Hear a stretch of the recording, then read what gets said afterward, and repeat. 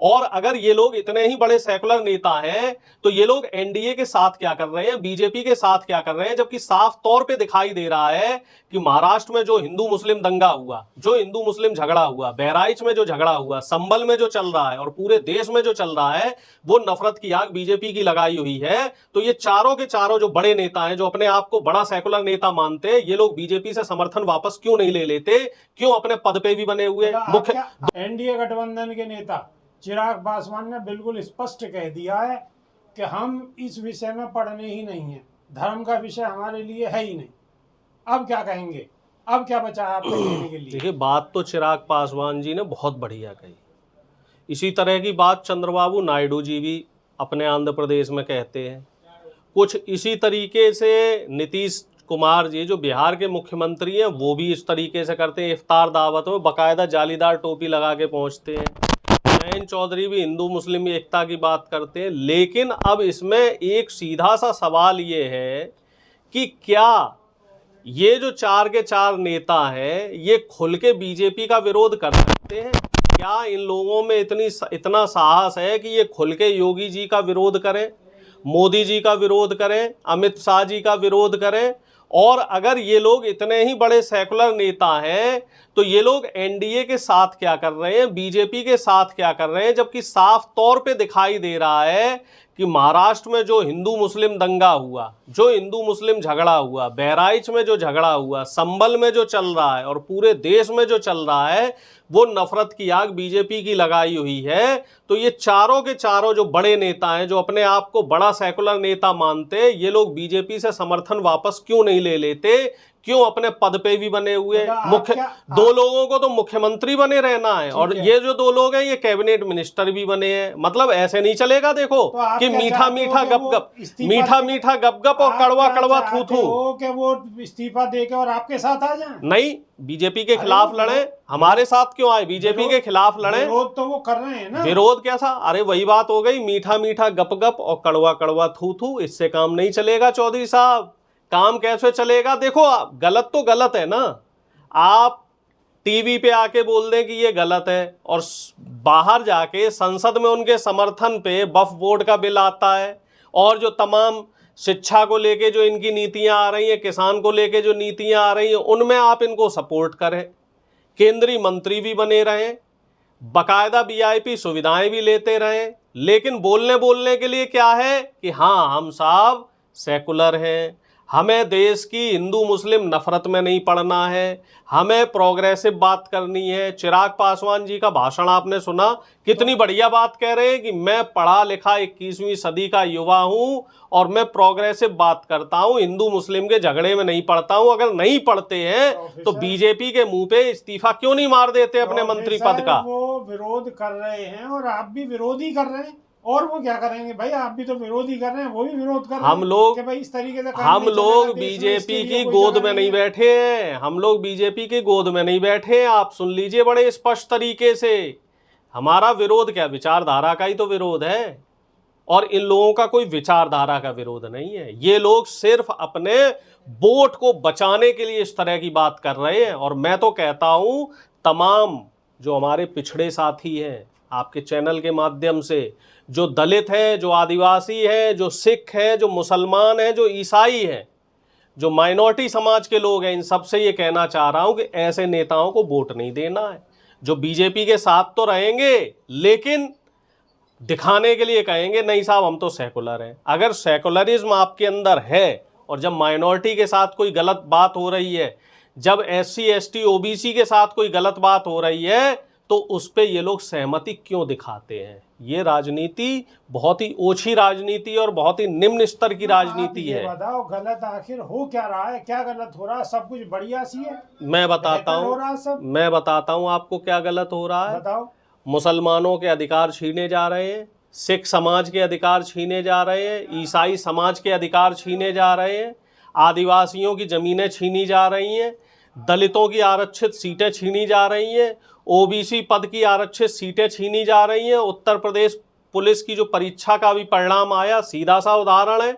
इस परिणाम में कितनी धांधलियां हुई हैं, कितने ओबीसी एससी एसटी के जो पद हैं उन पे सवर्ण छात्रों को, पांडे दुबे को बैठा दिया गया।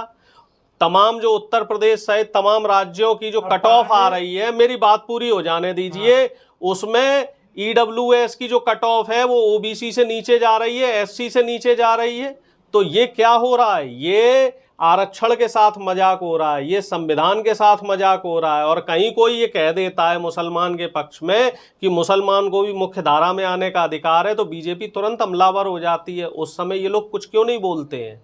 बीजेपी ने, अभी सुप्रीम कोर्ट ने खुद माना है कि हाई कोर्ट में 2014 के बाद से अब तक जो कॉलेजियम के जरिए हाई कोर्ट में जजों की भर्ती हुई, इसमें 78% सवर्ण है। तो बीजेपी इस पे कोई बात क्यों नहीं करती है? क्यों एससी एसटी ओबीसी के जजों को हाई कोर्ट में और सुप्रीम कोर्ट में नियुक्तियां क्यों नहीं करवाती है? क्यों तमाम जो सेंट्रल यूनिवर्सिटीज़ हैं, 45 सेंट्रल यूनिवर्सिटीज़ में से 43 यानी कि 45 में से 43 सेंट्रल यूनिवर्सिटीज़ में सवर्ण वाइस चांसलर्स हैं, और तमाम हजारों की संख्या में सरकारी पद प्रोफेसर्स के एससी एसटी ओबीसी और माइनॉरिटी के खाली हैं। तो इस पे ये नेता क्यों नहीं बात करते हैं? इस पे इन नेताओं के मुंह में दही क्यों जम जाता है? जब बात होगी मंच पे तो बढ़िया बढ़िया बातें कर देंगे, नीतीश बाबू जालीदार टोपी लगा के पहुंच जाएंगे, चंद्रबाबू नायडू क्या कहेंगे कि साहब हम मुसलमानों को फ्राइडे को नमाज पढ़ने की इजाज़त दे रहे हैं। सरकारी दफ्तरों में फ्राइडे को एक वक्त नमाज पढ़ने की, जो दिन में नमाज होती है, उसमें पूरी छूट है।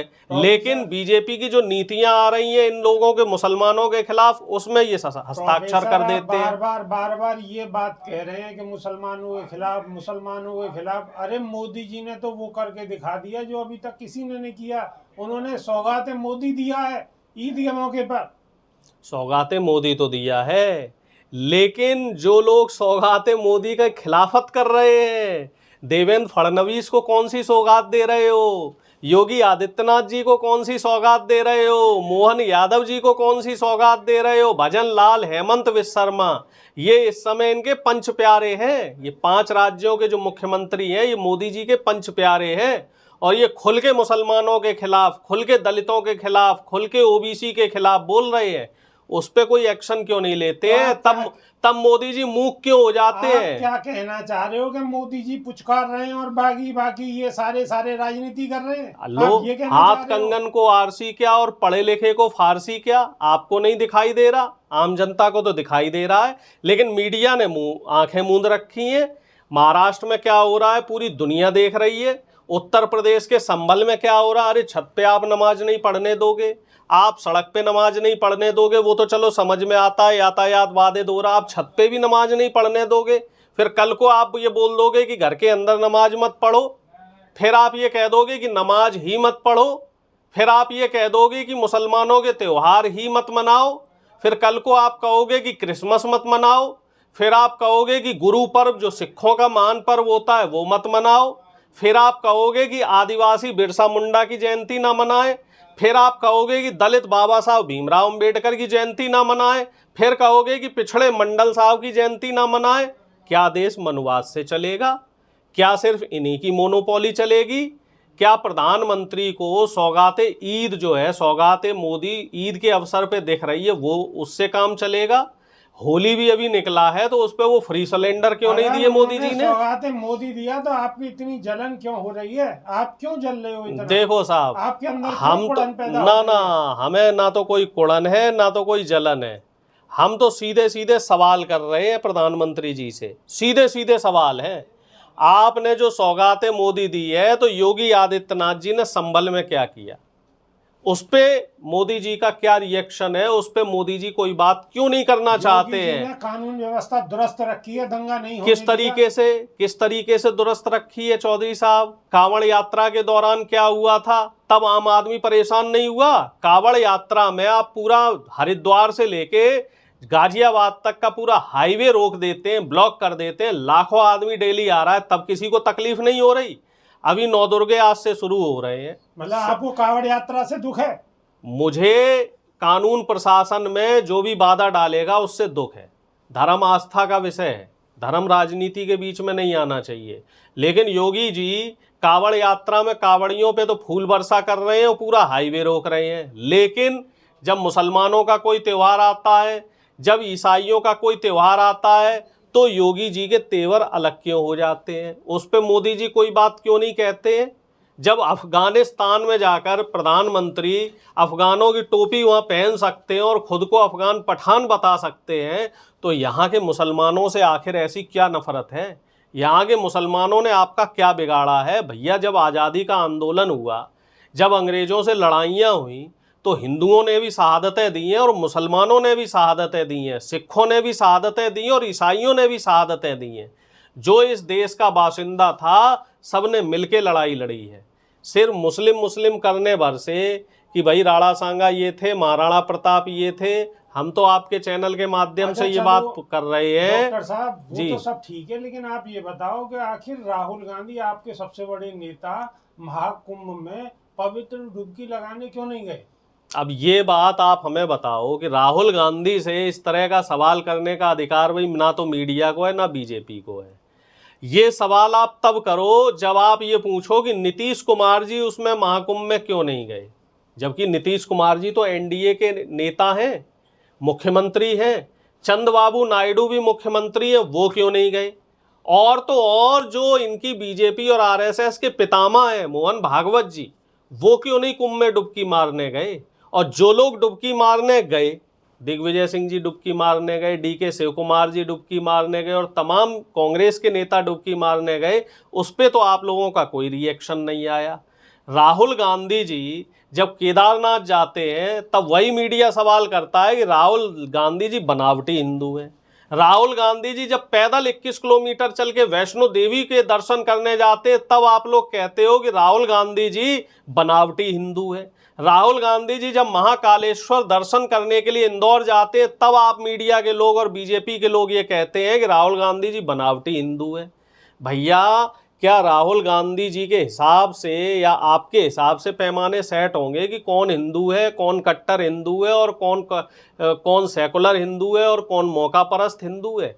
प्रधानमंत्री मोदी इस कुंभ से पहले का कोई हमें फोटो दिखा दीजिए। पिछली बार भी 2013 में भी महाकुंभ हुआ था, क्या मोदी जी उस समय डुबकी लगाने गए थे? क्या योगी जी उस समय डुबकी लगाने गए थे? ये सब पीआर चल रहा है, ये सब विज्ञापन और प्रचार चल रहे हैं। प्रोफेसर साहब, मोदी जी तो ऊपर गुफाओं में, पहाड़ों में तपस्या करने भी हाँ, 35 कैमरों के साथ 35 कैमरों के साथ तपस्या कर रहे थे। एक आंख खोल के, एक आंख से तपस्या हो रही थी और एक आंख खोल के देख रहे थे कि कौन सा कैमरा मेरी तरफ है, कौन सा कैमरा मेरी तरफ नहीं है। और तमाम नेशनल चैनल उन 32 घंटों तक, जब तक उनकी तपस्या चली, बिल्कुल लाइव कवरेज चलता रहा। पीआर खत्म नहीं होना चाहिए। एक पुरानी कहावत है, एक पूरा पुराना दोहा है, रघुकुल रीत सदा चले आई, प्राण जाए पर वचन न जाई। और अब प्रधानमंत्री मोदी का क्या फलसफा है कि मोदी कुल रीत सदा चले आई, प्राण जाए पर पीआर ना जाई। प्रधानमंत्री सो रहे हो तब उनका पीआर होना चाहिए, प्रधानमंत्री जब कहीं विदेश यात्रा में हो तो उनका पीआर होना चाहिए। मतलब सब कुछ पीआर ही पीआर है, बस प्रचार होना चाहिए, सब जगह प्रचार ही प्रचार है। जनता की बेहतरी के लिए, युवाओं के रोजगार के लिए, किसानों की समस्या के लिए कोई काम नहीं होना चाहिए, सिर्फ अपना प्रचार चाहिए मोदी जी को। चलिए, बहुत बहुत धन्यवाद जी, नमस्कार।